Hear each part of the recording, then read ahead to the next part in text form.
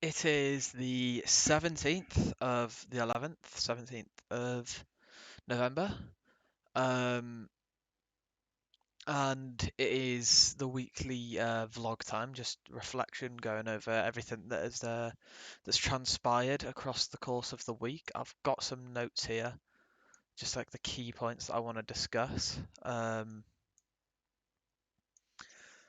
So I'd say like the first big thing that I need to talk about is obviously I missed my smart target again.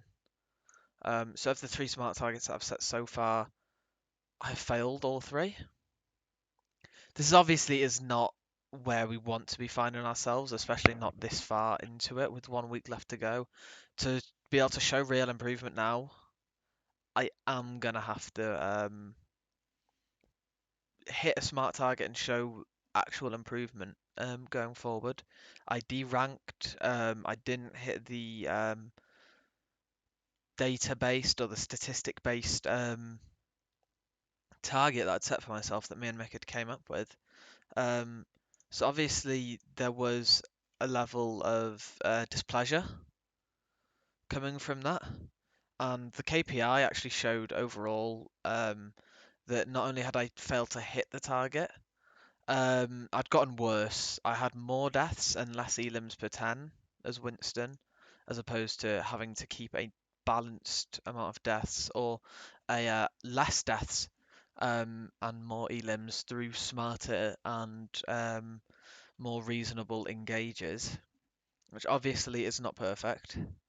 Um, Another way that we identified this, though, was through a VOD review with Mick.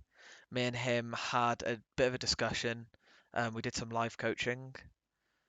He basically said that from my gameplay, what he saw was that nothing had actually changed, and that my gameplay in and of itself had actually stayed consistent. Um, but simply just because of the fact that he did ask if I'd been playing with other people, which I didn't ask further, but I'm guessing what he meant by that was I'd probably been playing with other people in maybe higher elos, which meant that my stats were coming off worse because I was playing above my standard for comp, um, which is never brilliant. So obviously my stats went down and I didn't play much after that.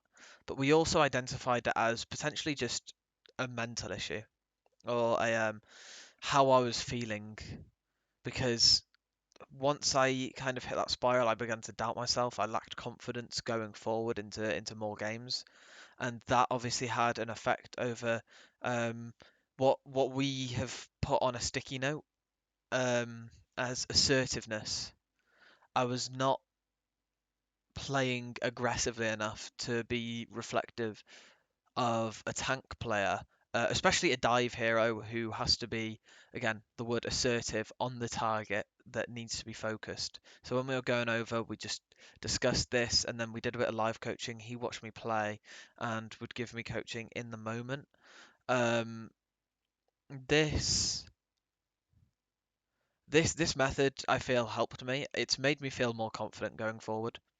I am more than aware of the fact that it was just I could not grasp that maybe sometimes it isn't my fault and that I needed to stop putting so much pressure on myself. I was overthinking a lot of engages, which meant that I wasn't finding much value. And then when I did go in for value because I'd been pressured um, into making a poor decision, um, I would be dying more often, and that was why the deaths increased and the elims decreased because again, I was always trying to be so passive with my pushes because I was lacking so much confidence that I just could not find myself able to make an aggressive, dominant play trying to find some sort of aggressive value, which obviously is not ideal as a tank player. You need to be willing to make a commitment, willing to push in, and willing to trying to find values because sometimes you do just have to make something happen.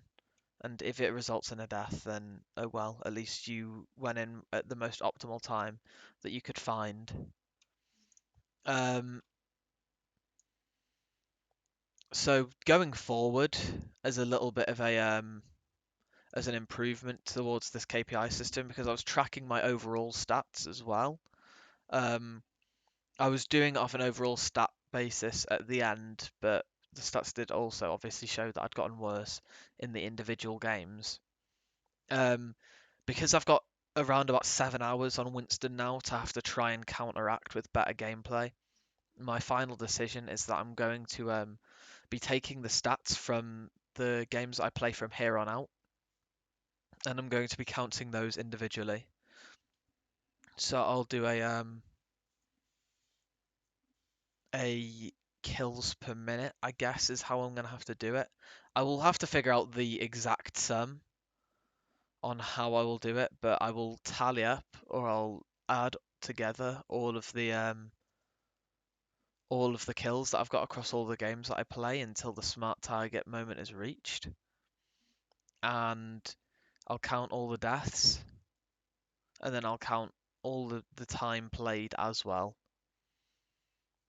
And then we'll figure out what my kills per 10 and what my deaths per 10 is, bearing in mind that it needs to go up to 22 and as a further extension 22.7, and my deaths needs to come down from 4.68, or stay the same roughly. So probably 4.7 is where we want to be staying under.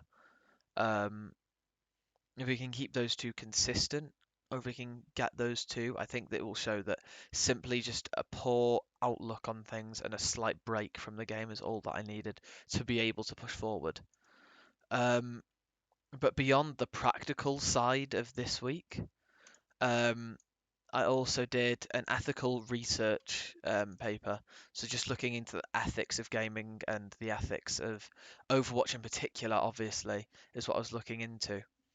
Um, there was a bit to dive into. I would say overall, Overwatch is a very, very solid game for its treatment in terms of hacks and exploits, um, as shown in the paper. There wasn't too much to discuss. I did go and find some things that I remembered reading and seeing about on TikTok and just posting over Twitter. I found proof of it and I used that. Um, and I discussed discrimination um, in esports, particularly a former pro Overwatch player called Geggery. She was a female. She was the first and only ever female Overwatch League player. And early on in her career, because potentially of the fact that she was a woman, she was accused of cheating, um, which is just so much to unpack and discuss there. Um, and also the fact that Overwatch has one of the biggest female player bases in first-person shooters. Around about 16% of the player base are females, which is fairly large for first-person shooters in general. Um, so it's always something to consider um, when going into games. And also the difference between male and female and the ability of multitasking. Um, so that was my secondary research, was researching into Geggery, finding some videos, um, researching into Geggery, finding a video on her and what happened to her and her story, um, and then also the other bits which were finding out the percentage of female players in Overwatch, and there was also one more, which was hacks and cheats and exploits in the game. There was an example of a pro team doing it, as well as just everybody else um, using exploits in casual and competitive games. Um, but then my primary research into this was I couldn't find anything in terms of secondary discussing alternate accounts, alt accounts, or Smurf accounts. Um, so my primary research is I've sent out a Google Forms to others in the community that I know and trust, and I'm asking them what their opinion is. Obviously, this will be specified to Overwatch because I'm asking Overwatch players and people who I know are very, very dedicated to playing the game at this competitive, high, scrim-based level. Um, so I have sent out a paper. I haven't had much results just yet. Last time I checked, I had 3 responses. So I'm going to come back to it once we hit like the 10-ish mark. Um, and I'm just going to review the answers. Most of them aren't um, quantifiable data, it's qualitative. Um, the reason that I've done this is I feel like it's such a contextual issue that you can't just put into a graph to try and discuss or try and look at how many people agree or how many people disagree. I thought the best way to do it would just be to look at the responses and see how people feel about them. Are they allowed? Are they fair? Um, so I will have to go back and look into that. So for next week, I'm going to be discussing what the results of the primary research for that was and what results we find from that. Um, Other than that, though, there isn't too much to discuss. Oh, one more thing. I reviewed the usage of primary and secondary research. So what the reasons are for using one or the other. Um, so obviously my first bit of research made was into coaching. So I interviewed Mick and Fudge, and I found a lot of valuable information. The reason I did this, I had these resources in hand. I knew that I could always interview people, especially coaches, previous coaches, people who I very much trust to give serious answers, as well as measured answers. Something that I could really draw from, which I found especially in Mick. Um, so that was obviously extremely useful. Um, and I did that because I had those resources available to me.